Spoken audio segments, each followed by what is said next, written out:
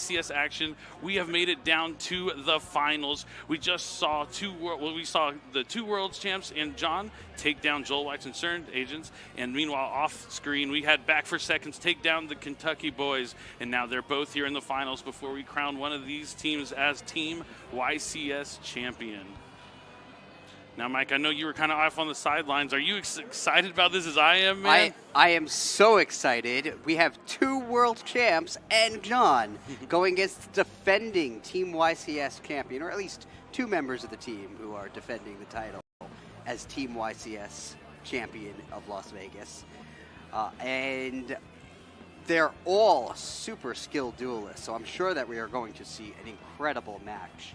I have to say, in these Team YCS events, we often see the top cut stacked with some of the best players in the Yu-Gi-Oh! Trading card game, and I don't think it's a coincidence. I think in the ordinary course of Yu-Gi-Oh!, the better player is more likely to win in a best-of-3 match, because the fact that it's best-of-3 eliminates some of the variability. But in a 3v3 event, you have 3 best-of-3 matches, so the stronger team is able to win even more consistently, and that's what we see here. We have two incredible teams about to face off. That's right, and you mentioned 3 players. That means triple the prizes. Each player of the team will win one of these prizes. They'll win an Ultra Rare Yu-Gi-Oh! Championship prize card, another Verse Dragon, Team YCS trophy, Team YCS messenger bag, a Nintendo Switch, and an awesome custom YCS Switch case I want to get my hands on. Yu-Gi-Oh! Legacy of the Duelist Link Evolution, Yu-Gi-Oh! Rush Duel Dawn of the Battle Royale, a Team YCS Top Cut map, and the all-important world qualifying points so you can get in that tournament to qualify for the World Championship. Definitely a lot on the line here for these players.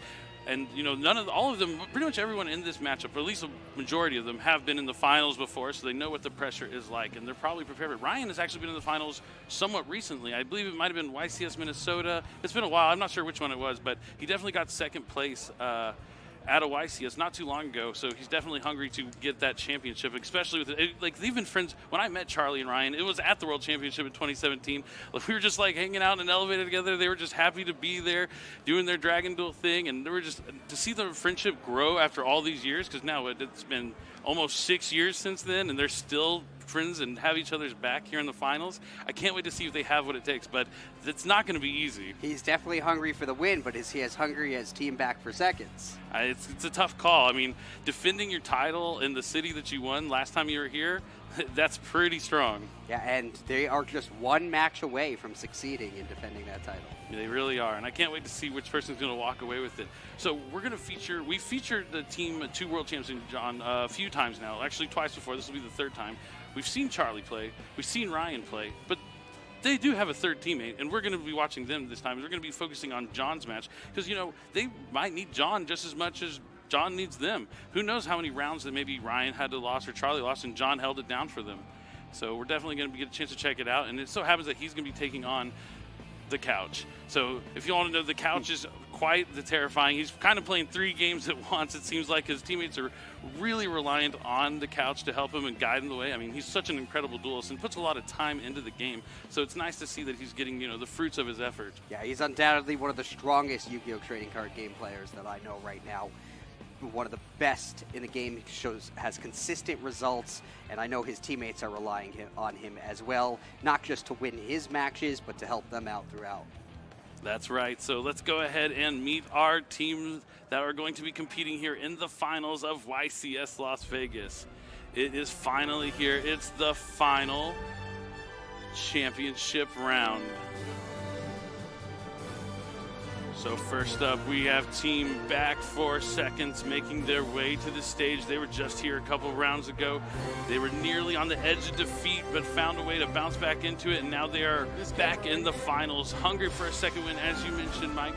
That's right. It is Alexander, Couch, and Silverman. Flip Silverman, Alexander. They're on the wrong sides again, but it's okay, because they're going to be sitting in the right seat when it's time to duel. Silverman taking his seat at the head of the table, a veteran duelist, won YCS Los Angeles quite some time ago, but his opponents, Mike. His opponents are entering the stage. See Charlie making his way. John looking determined. Ryan, he's been here before. He's a little bored. Go ahead, pose. John, he's holding his envisioning that trophy. We have 2 world champs in John, Ryan, John, and Charlie. Yep. Once again, Ryan and Charlie, Thank you. flip-flop, but they're definitely there, and they're going to be sitting in the right seats. I think there's a bit of an overall age difference, too, between the 2 teams. Oh, you had to go there, Mike. You had to make me feel well, old. I was just going to say, Silverman's my generation. Our generation. He and I have played in the past. Whereas Charlie and Ryan were, Dragon duelists. Couch is played pretty in Dragon young. Duel Worlds. Couch is young, and I remember him as a Dragon duelist as well. 21 But now. It just goes to show age is irrelevant.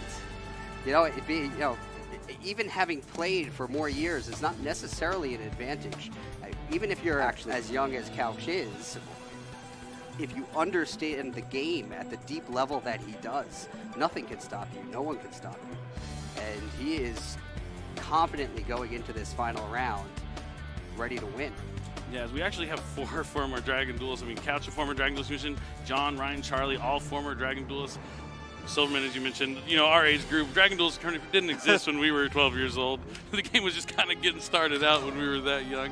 But definitely, age, experience. You get experience with age. You get a little veteran stats. But maybe in this case, Silverman, I don't know if he's gotten better with age or stayed consistent at least. I mean, he won his 2 YCSs pretty far apart, and now he's looking for a 3rd title.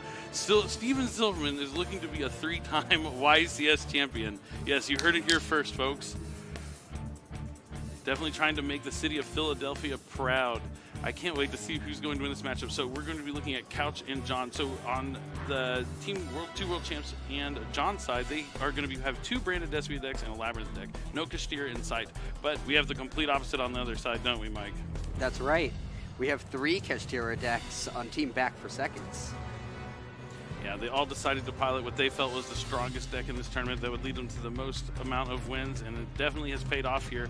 Couch seems to know what he's doing with the Kashtira deck. Even we saw him draw no playable cards in the couple of rounds ago in the feature match. He had to pass turn 1, was still able to find a way to capitalize and get back in that match. We are going to see either an all Kashtira win or a no Kashtira win in the finals of Team YCS Las Vegas. That is very true. Will Kashtira live up to the hype and become the best deck in the room? Or will Labyrinth spoil the party? We'll have to find out.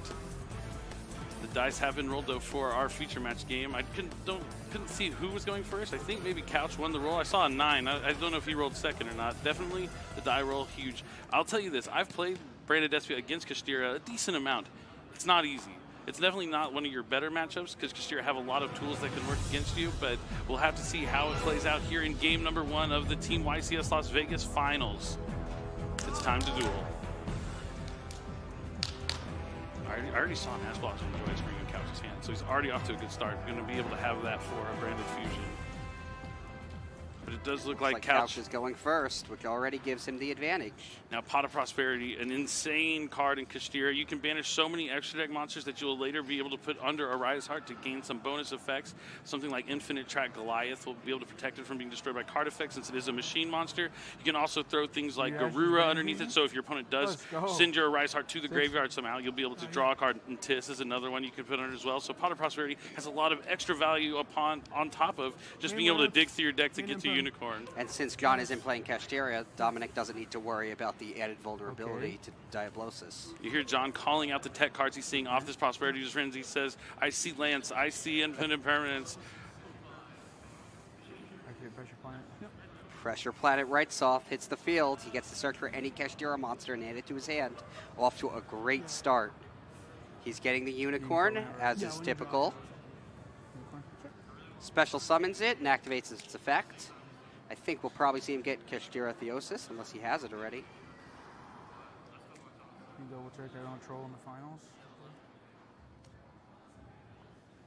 Looks like he's going for Kashtira Birth.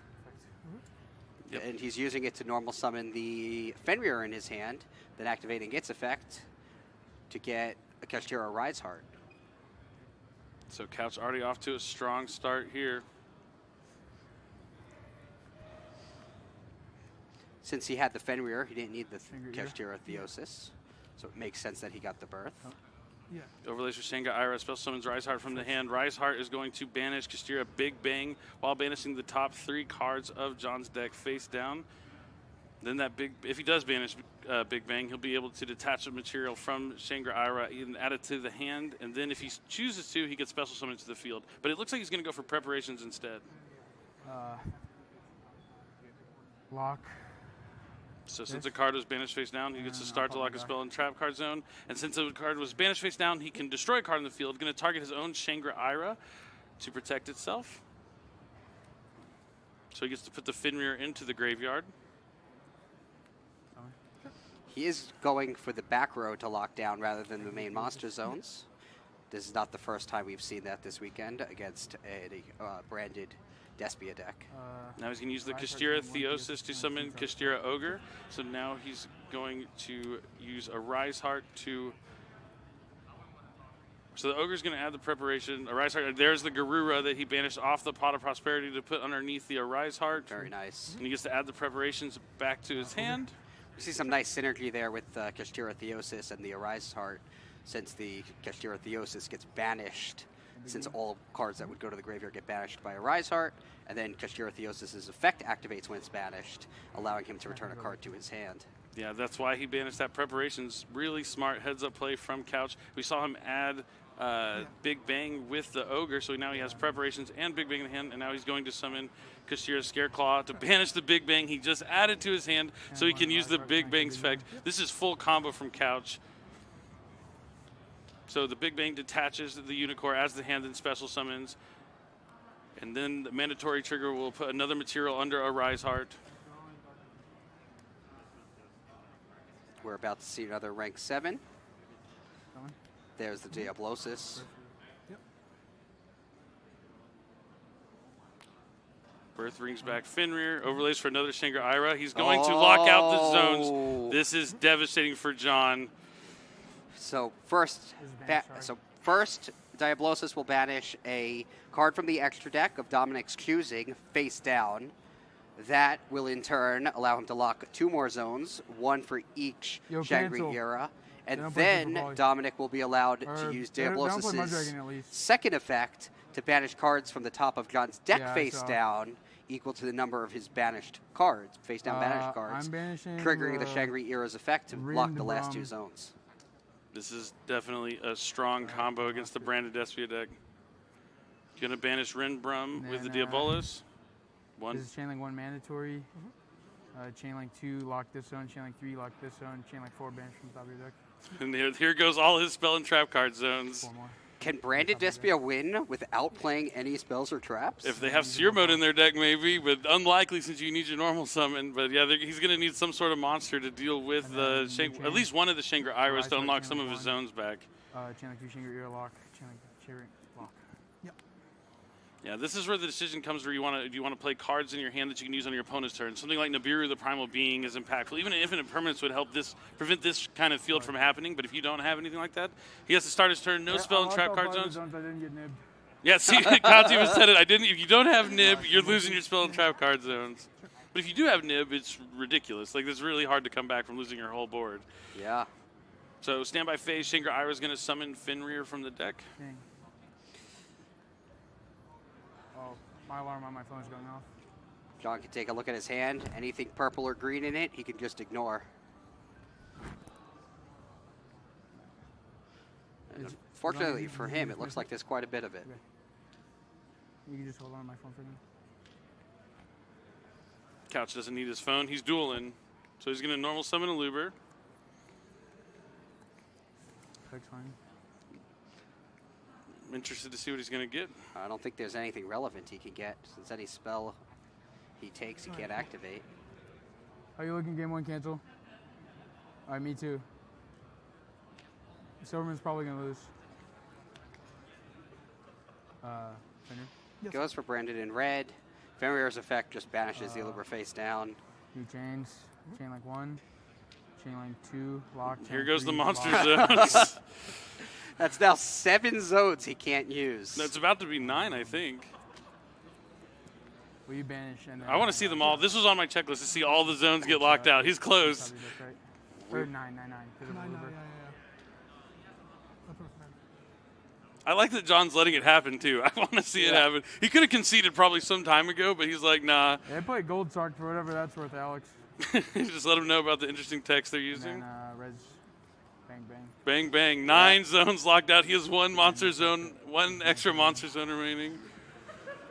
They also play Ash Cancel. You hear me? Cancel, you hear me? They also play Ash.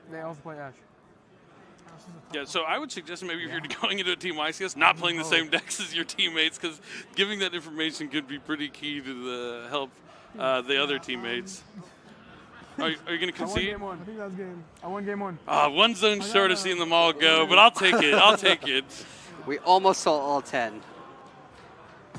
Couch piloting his deck to perfection, showing how powerful you can use the combo when you draw the right kind of cards as long as you play them in the correct order. It doesn't happen often. John's like, this is the first time it's his experience. Yeah, I mean, Dominic was pretty lucky that his turn was able to go on uninterrupted. Yeah, Nibiru the Primal Being would have really put a wrench in his plans, for sure. Yes, and John does play 3 copies of it. Silverman looks stressed. His head is in his hands. Well, he looks a little flustered. It looks like he's a face-down monster on the field, so things are not looking great.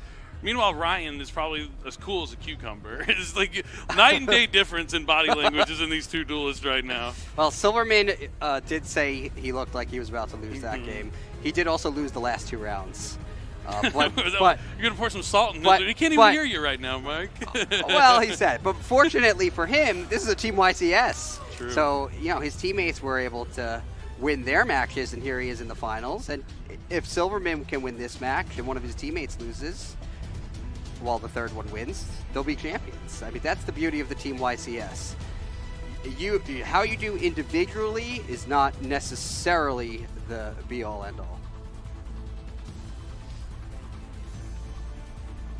Yep, and it looks like Ryan in complete control. He has Labyrinth face up. Skill drains on the field. He's got a couple of giant monsters with an Ariana. He's going into battle. Silverman has no cards in hand. This game's looking like it's pretty much over for Silverman.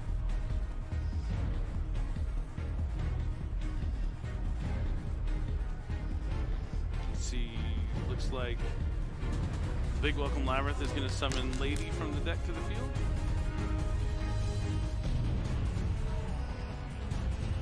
This duel's not looking so great for him, but that doesn't mean the match is over for him. He's still a very good duelist. He can win the next 2 duels and earn one of those 2 necessary wins for his teammates. Yeah, just certainly not down all the way out of it, but can come back. Even if this game's probably over, but he has plenty of time on the clock. No really much reason to concede. You get a little bit extra time as you make the finals, which I like. There's absolutely no reason to slow play at this point.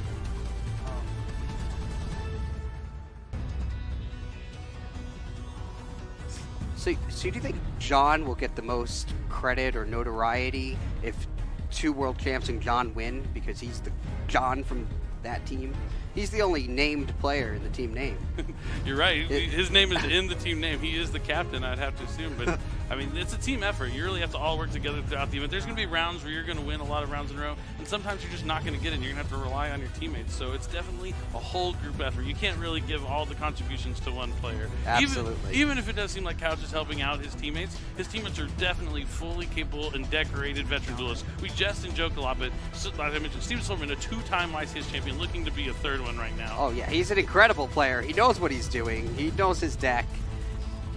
All 3 of them are playing a very similar Kashtira deck. I'm sure they've practiced together. I'm sure they collaborated. I'm sure they put time and effort into entering this event with the best possible odds. So they are all extremely proficient with the deck and can hold their own in a match, even without the advice of their teammates. But with a player as strong as Dominic Couch there, you can't help but take his advice. Oh, Right? yeah, I mean, if I'm sitting next to Dominic Couch, I'm thinking about making a play, and he tells me to do something else, I'm going to defer to Dominic Couch. Yeah, see, I don't know. Me and Couch may not be able to say, like, even if I'm doing the wrong play, I've made the decision I'm doing that. So, yeah, maybe the Team YCSs aren't so much for me, or I would just have to be solo focused, but definitely always good to take advice from the veteran duelist. But it does look like Oh, Ryan, we heard him say he won game 1. That game concluded, but we're going to go and jump into game number 2 between John and Dom. Dimension Shifter. All right. Oh. It's a good card against Despia Branded because you cuts off stuff like the Beast of Lubellion, but you can still use Branded Fusion. You do get the effects when things are banished still, like Despian Tragedy, Tri-Brigade McCourier. It's not great. Oh, but he has Called by. Good enough for John to use Called by the Grave to banish it and stop its effect. Oh, the crowd's going wild for that one. Yeah, it seems like Dimension Shifter, not a popular card. I was just going to say, I feel like it's because it's Dimension Shifter. People are happy to see it stopped. Now here comes the Luber. Does Dom also have an Ash Blossom? He had to use the Call by the Grave. Oh,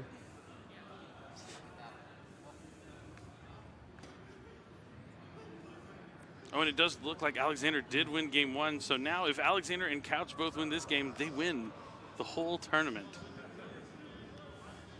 All right, Aluber adds. Oh, Aluber for Branded Fusion, but Couch has Ash Blossom and Joyous Spring. So the Shifter definitely doing his job. Oh, man. Do you think John would be in a better position if he allowed the Shifter to resolve and used? Yes. Okay. Yes. Well, resolving, actually, being able to just be able to get some sort of effects. The only difference is he would have more monsters. well, actually, the problem is then he can't call. He could still use Ash Blossom, right, with Shifter active. Oh, but he can't call But he by can't it. call by oh, it. Yeah, that's so right. So it actually doesn't matter. So the Shifter just ruined everything for John. the Shifter, even if it resolved, it would have been ruined. But now Dominic's back in the driver's seat, and he's starting with Kashtira Unicorn, which is exactly where he wants to be. We don't know John's face-down card yet. We don't know if he has any points of interaction in his hand, but he's definitely going to need some. All right, Unicorn comes down. Unicorn adds Kashtira Birth to the hand. Next up, Couch is going to reveal Kashtira Rise Heart. Since he controls a Kashtira, he can special summon it. He's going to be able to banish a Kashtira card from his deck and banish the top 3 cards of John's deck face down. And it turns Kashtira Rise Heart into a level 7 monster. He goes to banish Fenrir, so I imagine he's going to be looking to summon that with Kashtira Birth that he just added. I was coming for you, John, so I found sure. Last time he took Birth, he had Kashtira Theosis. You think he has it again? For John's sake, I would hope not. Looking pretty good. Well, Couch already said it's looking pretty good. There's the Birth. That's fine. He's using it to special summon Kashtira Fenrir. That puts 3 level 7 monsters on his field. Fenrir's effect activates.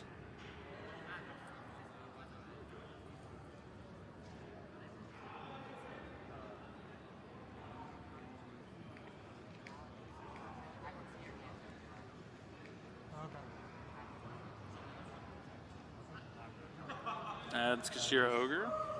He's not allowed to say, even if he sees. Oh, that's true. So he's going to use Kashtira Birth to normal summon Ogre, goes to battle phase, attacks with Fenrir. Attack. Activate effect. Target? So banishes the Aluber. This could be enough for game. Unless John has, Branded Opening. He's going to try and survive. Not quite as good as Mirror Force here, but Mirror Force would have been pretty nice. can't expect him to have Mirror Force. So Branded Opening will resolve. Discard Spurgian's Kit. See if he goes to special summon another copy of Aluber. Yep, Aluber's effect is going to add a branded Speller Trap from the deck to the hand. I'm gonna Birth. Oh, so Birth is going to be able to banish Branded Fusion, Branded Opening, and the Spirit Against Kit face down, since John activated a spell card. We get Branded Fusion. Yeah.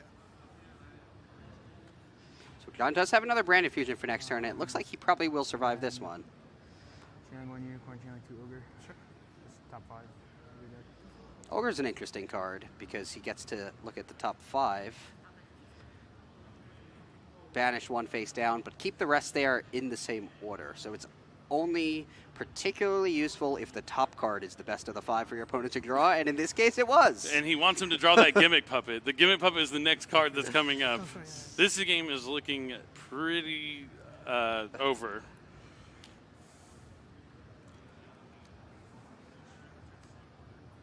Going to take a moment to look through John's extra deck to pick for Unicorn to banish face down. He looks like an Iron Dash, one of my favorite Fallen All Baz fusions, probably hinting why John may play that Spriggan's Kit, because you can send down Iron Dash with the Dusk Dragon, and then in the end phase, summon the Spriggan's Kit and do a whole turn during your end phase, essentially. The attack continues for Fenrir. 15, 28, and 25. 68, leaving him at 1,200. John's in a tough spot. We know he's not drawing anything helpful. He does have Branded Fusion. Is he at 12? Yeah. Dominic enters main phase 2. He's going to see how he can best pin down John's plays.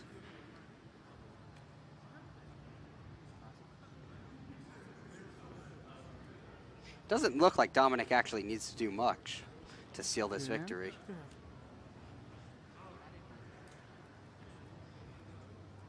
Base 2, obviously. Yeah.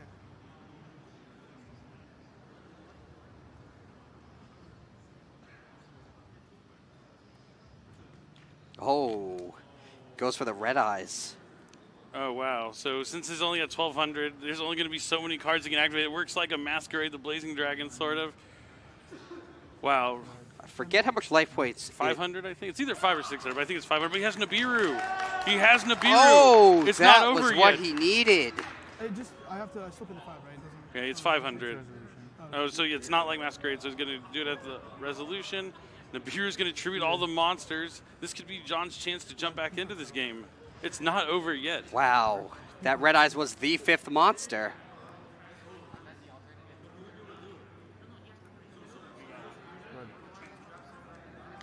And his last card in hand is that Branded Fusion. Since the red eyes is off the field before Wow. its effect would resolve, the John doesn't lose those life points. Yep, and now Branded Fusion coming down. Couch can't stop it. This is John's chance to jump back into this game that looked almost unwinnable. I think Dominic was contemplating just ending his turn on those 4 summons and 4 face-up monsters, and he might be kicking himself right now for not doing it. But It's tough. that red eyes was tempting because it really just restricts the number of cards your opponent can even use. With only 1,200 life points left, it was basically a finisher. Yeah, with only 2 cards in the opponent's hand, it's a tough call. This Nibiru is pivotal, though. But we keep talking about Nibiru. If you're struggling against Kashtira, Nibiru is your best answer to it most of the time. They can play around it by just summoning 3 monsters and overlaying for their Ice Heart on 4 summons. But if you're worried about losing all your zones, Nibiru, the Primal Being, is the card you're going to want to look for to add into your main deck or side deck.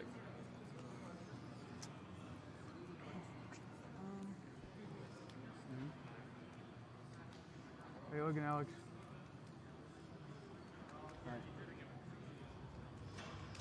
Alex's game two's looking good. Mine is his last card in hand I didn't know was Nibiru.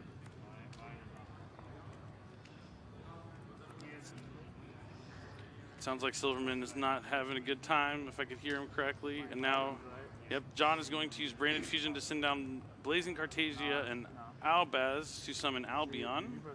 Silverman may not be winning right now, but I bet he's having a great time. I'm sure he is. Next up, Albion is going to use its effect to banish materials from the field, hand, or graveyard to fusion summon. Banishing Albaz, and is that a Luber? I believe it is. And he's going to make, yeah, it is a Luber. It's a dark, so he's going to make Lubellion to discard that gimmick puppet. So he can fuse for Mirror Jade. If Couch doesn't have anything, this is game. We're about to find out. Yep. Mirror Jade's effect activates. Going to banish the token. Gets that out of the way. He's checking to see if it can attack, and indeed can attack. Lubellion can't attack, but Albion can. So that's 3,000, 3,000, 28. And a game that looked unwinnable for John is turned around by Nibiru. Wow. And now they're going to a game number 3 with only 1,200 life points. That's all. As long as you have 1 life point remaining, you're going to be able to jump back into the game. And now John is back in it. Nibiru, Branded Fusion, 2-card iconic combo. He drew a dead card completely. Like, Couch knew what he was drawing. Everything looked sealed for him. But just that last Xyz summon for the Red Eyes Flare Metal. It was too tempting, an offer he couldn't refuse. It was. Restrict your opponent to playing just 2 cards for the rest of the duel.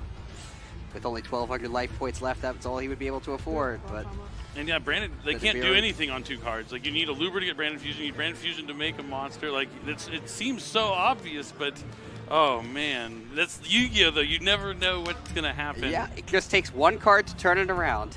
All right, now we're jumping in to look at what's going on here in Charlie's game against Alexander. It looks like Charlie is in rough shape. And if Alexander wins this game, he will be taking the match.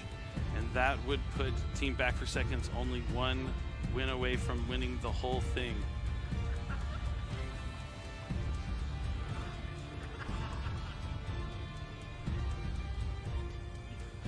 Next up, it looks like he's using Unicorn's effect here to banish the Dust Dragon from the extra deck.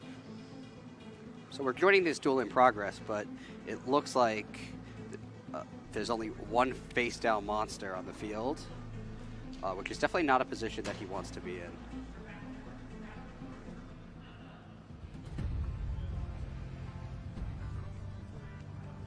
All right, now with the Fenrir, looks like he's adding Scareclaw Kashtira. I can't tell how many cards Charlie has in his hand, but definitely not looking good for him. Gonna summon Riseheart with Birth, I think. Now Riseheart's gonna banish a Kashtira card from the deck to banish the top 3 cards of Charlie's deck face down. Gonna banish Kashtira Theosis. When Kashtira Theosis is banished, it lets you add a Kashtira card from your banish zone back to your hand.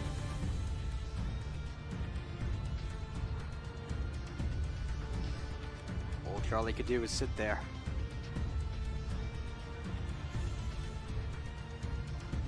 Now let's go ahead and flip on over to table A. It's Silverman with Ryan Yu. Ryan Yu won game number 1. It looks like Ryan's trying to compulse this to Riseheart, and then that prompted Silverman to chain Forbidden Lands. One of the best cards, I think, in the Kashtira deck because it helps you against so many strategies, especially something like Labyrinth.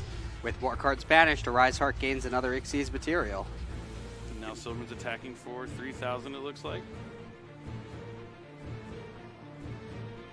Looks like the attack's connecting, and he might be passing his turn. It looks like only cards that Ryan is holding are Ash Blossom and Joyce Ring and a Winged Dragon Raw Sphere mode. Neither of them very useful here at this moment. So Silverman might be able to push this match to a game number 3. He certainly looks like he's ahead right now. We don't know what Ryan's face down card is, however. He draws a Lady. Again, only useful if that face down card is a trap card that he can activate to summon Lady to the field. I assume it has to be. Even then, it needs to be a pretty good one. But since he has the set card, he can special summon. Taking a moment to consider. Ooh. Just sets the Ash Blossom. He's in a desperate it looks like position. It just looks like it isn't a trap. He can flip face up right away. Now a Riseheart's going to use his effect to banish a card face down. Assuming he's going to go after that back row. Nope, just going to go for the monster. Yeah. I think the monster makes sense here because the back row, if it is useful, will likely get chained. Interesting, yeah, but what monster is your Labyrinth opponent going to set that you're worried about? we also don't know the life point count, so it's it's possible true. that that's to end the duel. That makes a lot of sense. That makes a lot of sense. He did attack directly with the Riseheart last turn, so we right. at least know he's taking 3,000. He's at 5,000 or lower. Minimum, yeah. Maximum, I guess. And then another 3,000 to the dome. And it looks like it just prompted a big welcome Labyrinth from Ryan. But now we're going to jump back over to Charlie's game where Alexander is overlaying for Diabolus, the Mind Hacker. But that's going to prompt a Contact C from Charlie. So now he's not going to be able to do anything unless he utilizes that Contact C. No special summoning from the extra deck unless you use Contact C.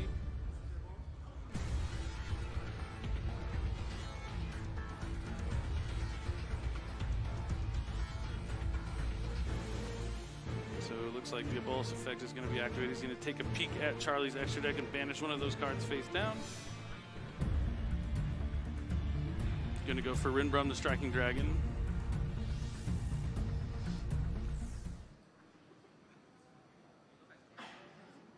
All right, but it does look like we're ready to go back to our main game. It's game number 3. It's going to be Couch versus John. We thought that last game was sewed up and Couch was going to win it, but that Nibiru turned the tables, and now we're in game number 3. Let's see what Dom's opening hand is. Opening his hand upside down in Squiddy fashion, turns it right side up.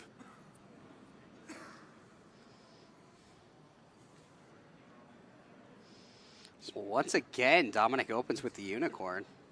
Special summons Kashtira Unicorn. It's the strongest start in the deck. Going to be able to grab a Kashtira spell. Goes for Kashtira Birth. That card has been so impactful this weekend.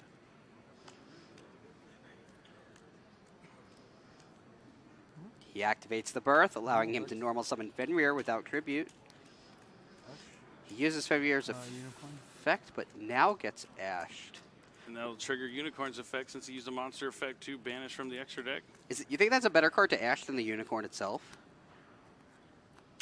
I'm not certain. I mean, maybe he's just wanting to keep him off of Rise Heart. He did get all his zones locked out, sorry, Rise Heart. So maybe he thinks if maybe I could ash, he wouldn't have access to Rise Heart. If he doesn't have access to Rise Heart, that's less cards he can banish. And the Rise Heart also, gets the traps from the deck or a monster you want to add back. So he's just trying to prevent Rise Heart from coming out. But unfortunately for John, Couch has a copy of Pressure Planet Racer, so he's able to still get that Rise Heart despite the Ash Blossom and Joyous Spring. It's a pretty good hand for Dominic.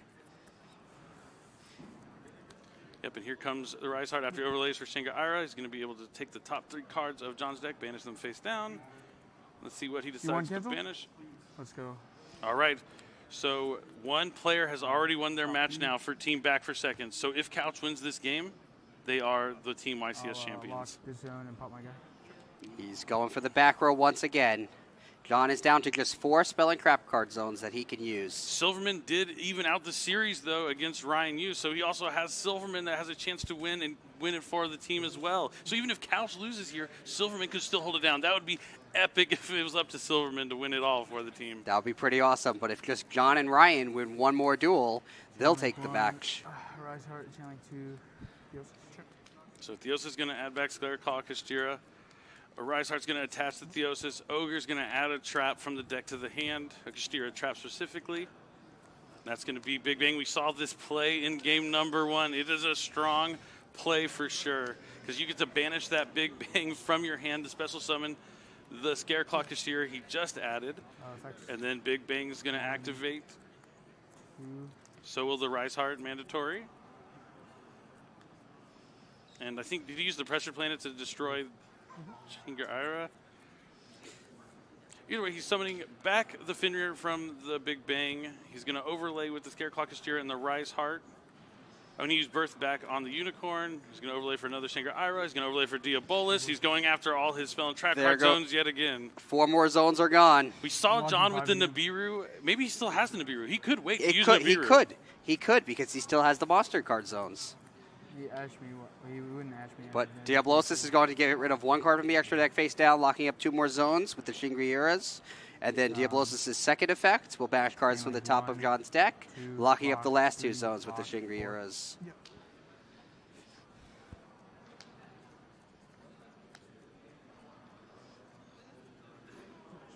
Top 5, right? Got to banish the equal amount of your banish cards, think to Diabolus, and that's going to trigger 2 more Shinga Irads. He's going to have to attach for the Rise Heart. 2, 3, or 2, 3. 3. Yeah. There's goes. It's looking like Nibiru or bust here.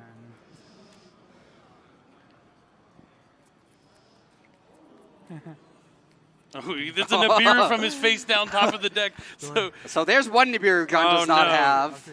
He doesn't have the Nibiru. No, you're good. Okay, I'll activate Shinga-Ira.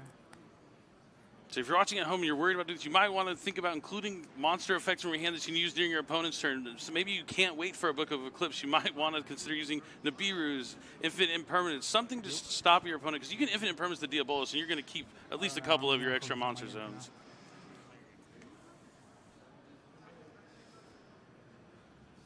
But no Nibiru in sight, no spell and trap card zones. I don't see John winning this. We're moments away from crowning our Team YCS champions. Back for seconds, indeed. I think so. I don't know. He's sighing. I think that's a good sign. Yep, that's it. That's it. That's the handshake. Team Back for seconds. They were indeed hungry for a second win, and they defended their title here in Las Vegas, and they are champions yet again. This is Steven Silverman's 3rd YCS win, Couch's 2nd YCS win, and I believe Alexander's 1st YCS win. Big congratulations to Team Back for seconds. Well-deserved, epic play from all their duels. None of the players on the team even lost in the finals. Their matches were still going. Silverman did not lose just yet. What an incredible match against, oh man, Team 2 World Champs and John. They did so much to get here. Incredible play. Wow, what an amazing tournament. They came back for seconds, and they got seconds.